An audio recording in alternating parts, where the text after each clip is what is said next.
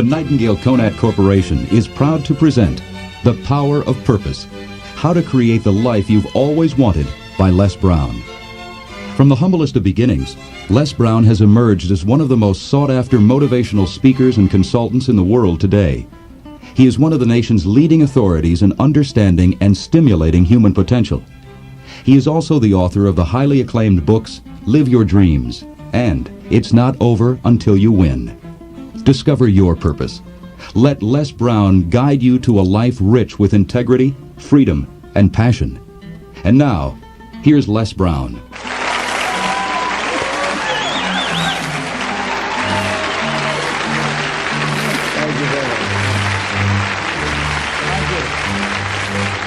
I want to talk to you about those that are making it today, or what it takes to make it today. In a time of great uncertainty, and a time of change that's taking place around the world, and a time when people are feeling a great deal of anxiety and fear and reservations about the future, at a time when people are going to work and don't know whether or not they will have a job when they get off, and not necessarily because of their performance, but because of what's happening in the economy.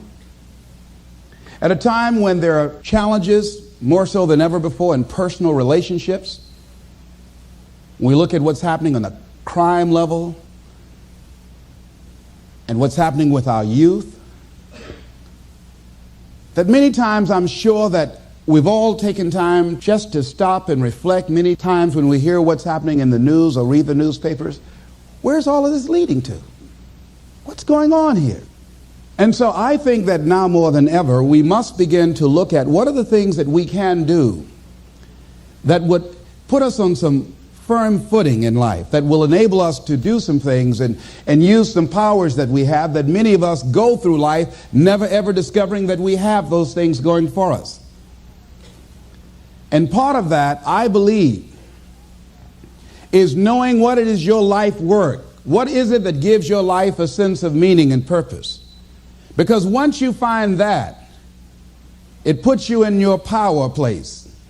See, if you know what your life work is, I encourage you to start working on it. If you can't do it all at one time, do just a little bit of it. And if you don't know what it is that you showed up to do, if you don't know why you're here, I encourage you to find out what your purpose is here. What is the meaning of your life?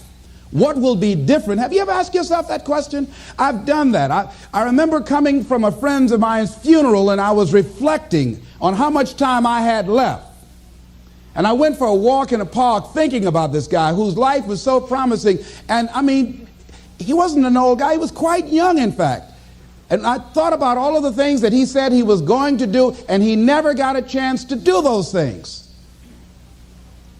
And I started thinking about my own life and how much time I had left to do the things that I would like to do. And at that time, I wasn't sure what my life purpose was, what my life's work was. I wasn't sure about it at that time. And I thought about it quite a lot. I had some idea, but I wasn't convinced. That I don't think I felt worthy. I didn't believe that it could be me to do this kind of work that I'm doing right now.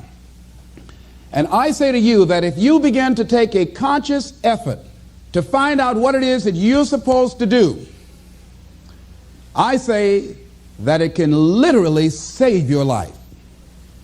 I said that it can literally save your life. I was telling a group of people of a study that was conducted.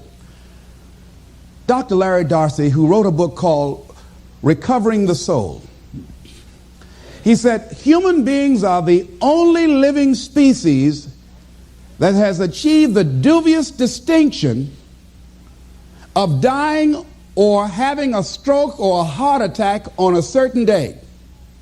If you ask most people, what would you say the primary cause of why people will have a heart attack or stroke? Many people will say, well, because they smoke cigarettes, or because of high cholesterol, or because of stress, or because of obesity, and all of those things are contributing factors.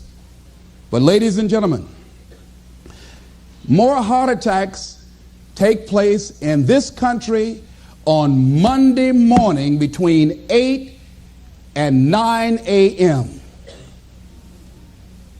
That's when the majority of people who have their first heart attacks have them. 85% of the American public, according to recent studies, are going to jobs that they hate, working on jobs that do not challenge them. They get sick thinking about going. Migraine headaches. After the Sunday afternoon football game or 60 minutes, the anxiety began to build.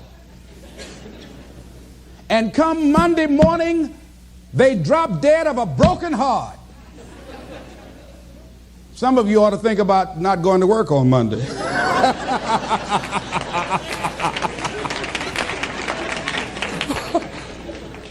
Think about that. People are literally dying to go to work.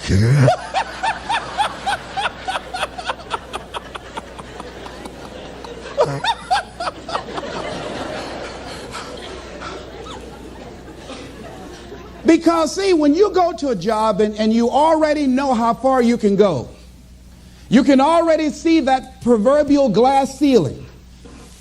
It's like going to a movie when you've gone in the middle of the movie and you've seen the end and you sit there to start all over again, but something is missing. You know what the outcome is going to be. You can't get excited about going through that movie all over again. Am I correct? See, when you're going someplace and you already know how much you're going to make, you already know how far you can go, you're in a dead-end position. It erodes your self-esteem. It lowers your sense of yourself. It creates some inner turmoil. It creates an emptiness in you. So I say that your life is worth finding what it is that you're supposed to do. And I'm not saying quit your job. I'm saying find it and do just a little bit of it. When I wanted to become involved in speaking, I started just learning quotes, listening to other people's tapes, going to seminars, going to workshops, asking other people to help me. Just start working at it just a little bit, but do find out what your work is and hold on to it and don't let your dream go. Don't let it go. See, and here's something else I want you to begin to look at. Why is it that most people don't pursue their dreams or don't do better than what they're doing if they're capable of doing it? I think that many of us don't go the next step because we don't know what to do yet. And I say that the reason that we don't even explore the possibility of what to do is because subconsciously we don't believe that it can happen for us and we don't believe that we deserve it. So here's what I'm suggesting. How much time do you spend working on you? How much time do you spend every day working on your dream? In the last 90 days, how many books have you read? In the last year, what new skill or knowledge have you acquired? What kind of investment have you made in you? So I'm saying that as you begin to look at where you want to go, if you want to make it today, and things are changing so fast you have to literally run to stand still, I'm saying that you've got to make some conscious effort to begin to work to develop you. Here's something else. Most people are not living their dreams because of fear, ladies and gentlemen. I was in Columbus, Ohio yesterday speaking for a particular Ohio department. A young lady named Karen who greeted me, who organized the event. Very talented, very skillful. And she was talking about she wanted to become involved in the consulting business. I said, why aren't you doing it? I said, you have the abilities. I said, you're not here because they like you. You're here because you're doing the job. You're making things happen. And she came up with all kinds of ideas, but finally she said, I guess I can't see myself doing it. I guess I'm afraid. Fear, limited vision, and lack of self-esteem is what keep most people doing things they don't want to do. I flew from Columbus, Ohio to Denver, Colorado to a major communications company, and the person that picked me up at the airport told me about the fact that the company was planning on having a major downsizing, and they offered some of the employees there an early retirement, and some of them will earn as much as $300,000. And they said, this is the last time that you can take this offer. If you don't do it, when we have the downsizing, you might be among those who will lose their jobs, and all you will get is your severance pay. And only 50% of the people who were eligible to take the $300,000 took it. The others were afraid to take a chance on themselves. The others couldn't see themselves beyond that company. They couldn't see life after that company. The same reason that people stay in relationships where they're abused or they're unhappy or it's unfulfilling. They can't see themselves beyond that relationship. They can't see themselves enjoying life without that person. They think that this is all that they can do. The same reason that people get stuck at a certain level in life. They can't see things being better for them. And they think that this is it and this is all they deserve. This is all they've ever seen. It's been passed on to them. And they think that this is it for them. Oh, no. I was looking what Dr. Blanton, Smiley Blanton, who is a colleague of Dr. Norman Vincent Peale, what he said about fear. He said, fear is the most subtle and destructive of all human diseases. Ladies and gentlemen, fear kills dreams. Fear kills hope. Fear put people in the hospital. Fear can age you.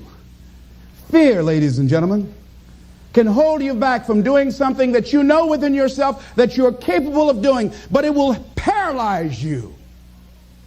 And it seemed like you're in a hypnotic spell. And I ask you a question, what is the benefit? What's the benefit of allowing fear to hold you back? What's the benefit of giving up on yourself?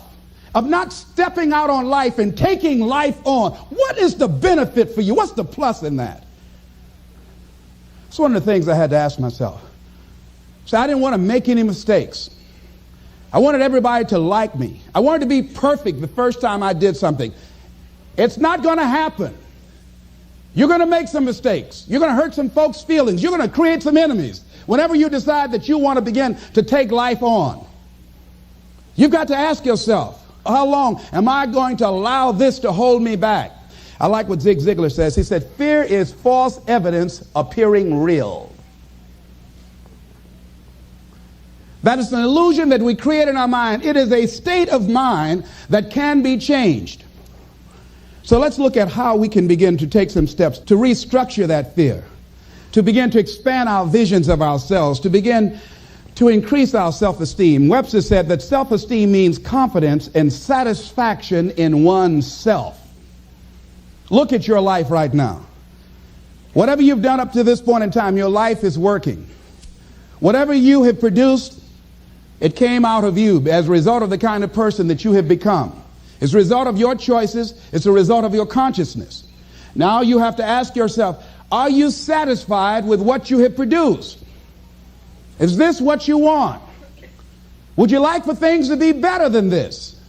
Do you believe that you deserve better than this? Or are you content? This is it. You don't have to do anything else. That you've already resigned yourself in life and say, well, I'm happy. I'm not starving like the people in Calcutta. Are you allowing yourself to get off the hook like that? Or do you believe somewhere in the back of your mind or in your heart that there's some other great work for you to do? There's something else that life has for you. And that's why you're here. How do we handle this fear factor? How do we increase our self-esteem? You have to begin to fortify yourself. How do we do that? I believe that you have to begin to consciously monitor your inner conversation and start talking to yourself. Start building yourself up. Sometimes the only good things you will hear about you are the things that you say to you.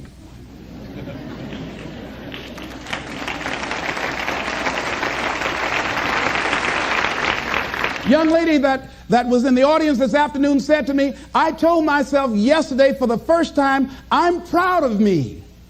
And she said, I felt good about that. So I'm saying learn to be your own booster. Start building yourself up. Start encouraging yourself. Start saying, I can do this. I can make this happen.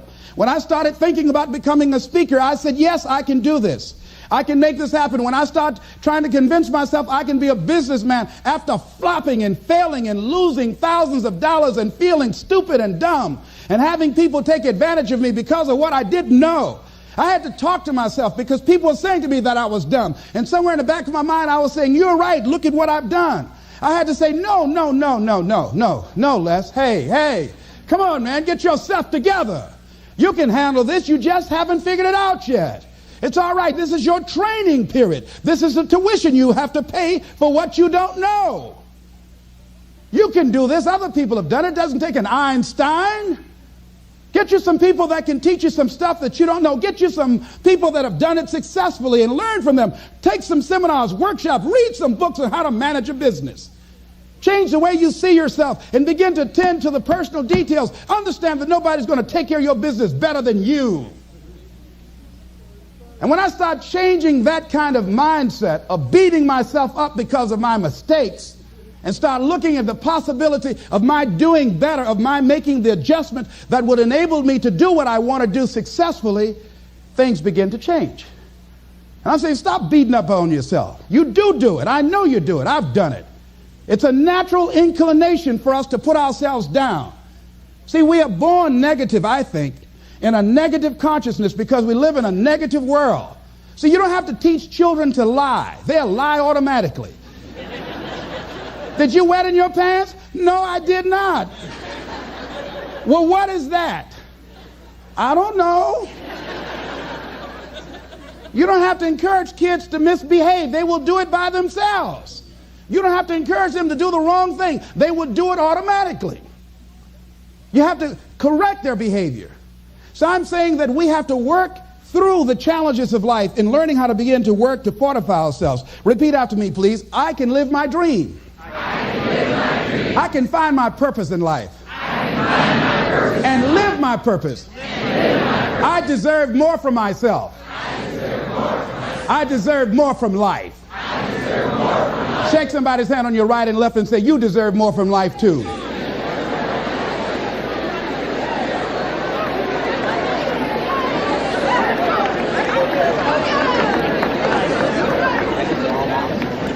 Here's some other things, ladies and gentlemen.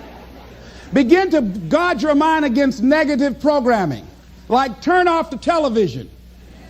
Don't watch the news. Don't watch it. I think that more people have a sense of hopelessness and anxiety about life. If you look at the news, you cannot feel good looking at the news. You'll be scared to death. You're scared to go to sleep. I mean, it turns your power down. You've got to be conscious of that. Don't pick up the newspaper and read it. No. Just try this. Just experiment with yourself. Now, if your job depends upon you knowing certain things, let somebody tell you just about those things. But start filtering the stuff you allow to come in your mind. You know that song you used to have? Say, don't let nobody bring you no bad news. I tell my staff, look here, don't tell me any bad news while I'm on the road. Let me handle it tomorrow. I don't like anybody to tell me any bad news at night before I go to sleep. I can't do anything about it anyhow.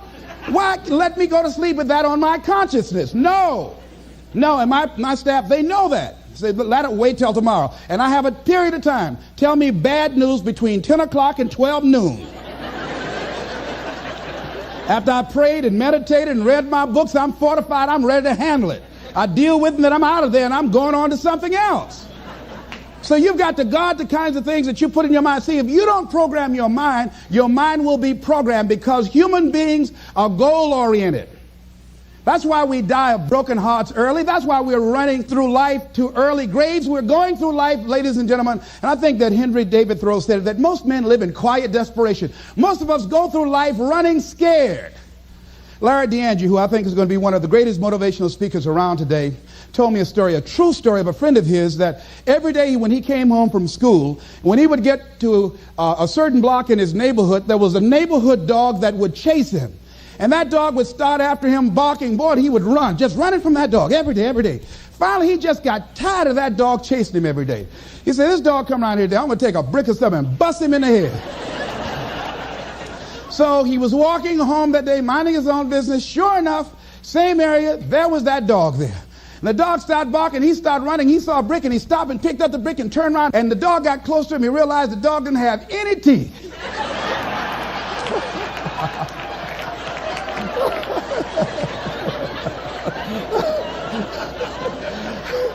He said he put the brick down and said, "Get on out my way."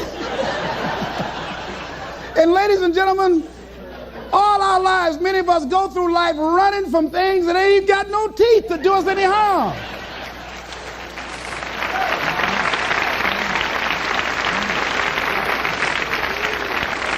Haven't you been afraid to do something, and then after you did it, you say, "Whoa, if I'd known it was this easy, I would have done it before"? Haven't you ever had that experience? Raise your hand.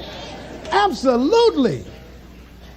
So we created this in our minds, false evidence appearing real. We made it real in our minds. That's why Churchill said there's nothing to fear but fear itself. That's the destructive monster. So turn off things that can contribute to your fear. Turn a deaf ear to people that all they can do is talk about how negative things are because they have bought into the consciousness of the world. Start attending workshops, seminars, listening to tapes on a daily basis to begin to recondition your mind, to retrain your thinking. Faith comes by what? Hearing and hearing and hearing. Listen to things that can empower you, that can enable you to create a new reality for yourself, and a new life for yourself. You might appear to be strange around most people. You know, most people think you're strange if you're happy today. People say, "How you doing?" I said, "Better than good." Whoa, what's wrong with him? Just go around smiling and watch people. Look at this. Is this a weird guy over here? Because most people don't smile. Watch them. Look at their faces in the morning. Here we go, another Monday morning. How you doing? Haven't had my coffee yet. Don't ask me. See, these people have not found their purpose in life. That's why they're grumpy. That's why they're miserable. That's why they're so negative. They're hurting and they want to hurt other people. So start practicing using programs for your mind. Seminars, books, workshops. Keep a journal. Record your thoughts. What's happening with you? Every day when you get up, have a journal near you. I use a Jack Boland journal so that I can write down my ideas. I keep it by my bed so I can write down my thoughts. See, ladies and gentlemen, we get 3 to 4 thoughts a year that if we would act on those thoughts, they could change our life. Don't say, "Well, I'll remember that." No, write that thought down. I got a thought today I wrote down. A friend of mine is in the hospital. His morale is low. They're talking about amputating his foot. He's got to feel very bad. So I said, you know, I'm not only am I going to see him, but I can't be there with him all the time. I said, I'm going to create a tape for him that he can listen to that will heighten his level of morale. We told him the other night, don't go to surgery. You are depressed. Your energy level is down. No, tell him not now. Don't do it now. In fact, most doctors who have any sense of awareness don't perform surgery on patients that are in a state of fear, that don't think they will make it. They wait till they're in a different state of mind. So I said, what about making tapes for people that are facing physical challenges? I said, that's a good idea. All right?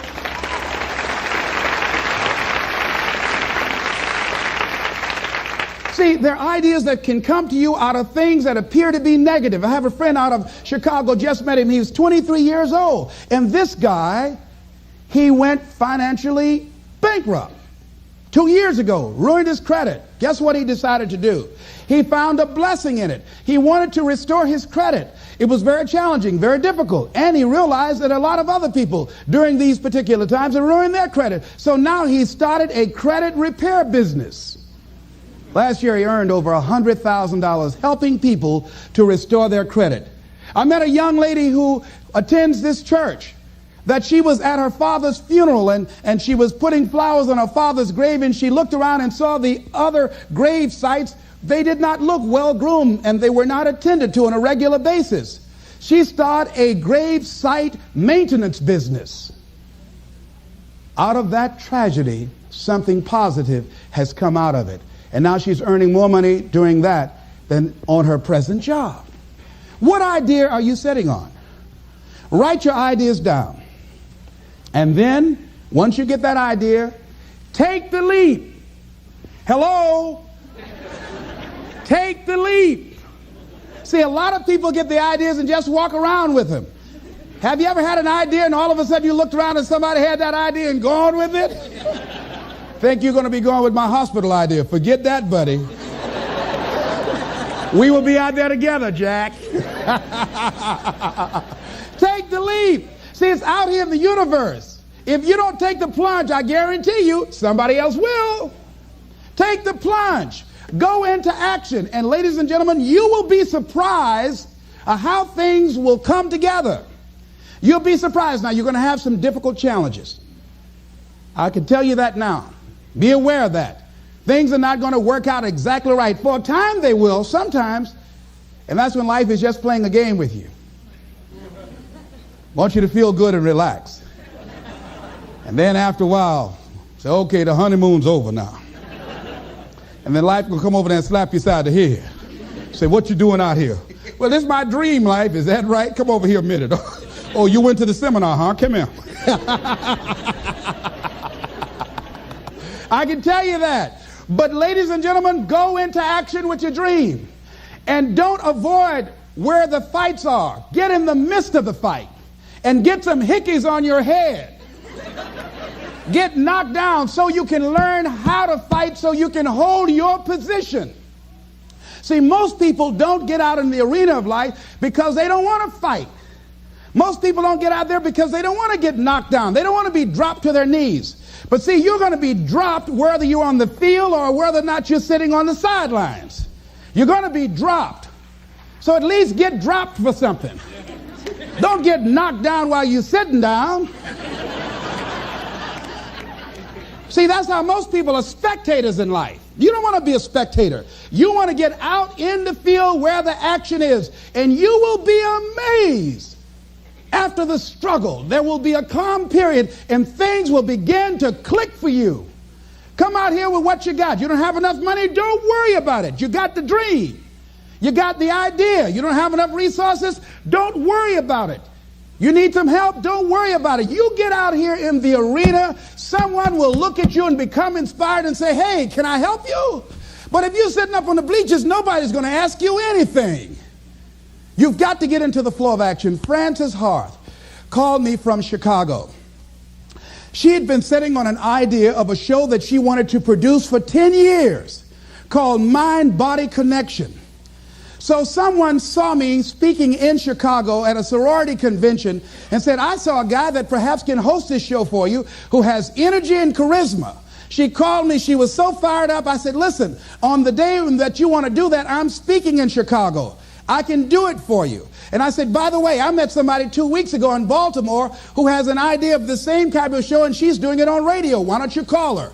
And then she called me back. Who else would you suggest? I said, well, I know Deepak Chopra. He wrote the book called Quantum Healing, and Bernie Siegel. Could you get his number? I tell you what, I have a friend named Jack Boland at the Church of the Day. He knows how to get in touch with him. Call him, and he will give you the number so you can get in touch with Bernie Siegel. That lady started calling all around. Did not have the resources, but she had this idea and dream. And she said the other night when she came before the audience that had gathered in the studio, she said, I feel like I've been pregnant for 10 years. And tonight you're going to witness a beautiful delivery. And it was. She said, I couldn't believe, Les, how things began to happen, how it all began to come together. And how many of you ever started on some dream and you didn't have all your stuff together, but you just went out there with nothing but faith, and things begin to happen for you? Raise your hand if you know what I'm talking about. Ladies and gentlemen, those hands up there, it's proof. The proof is in the pudding. These people have demonstrated it. And if they can do it, you can do it. You can do it.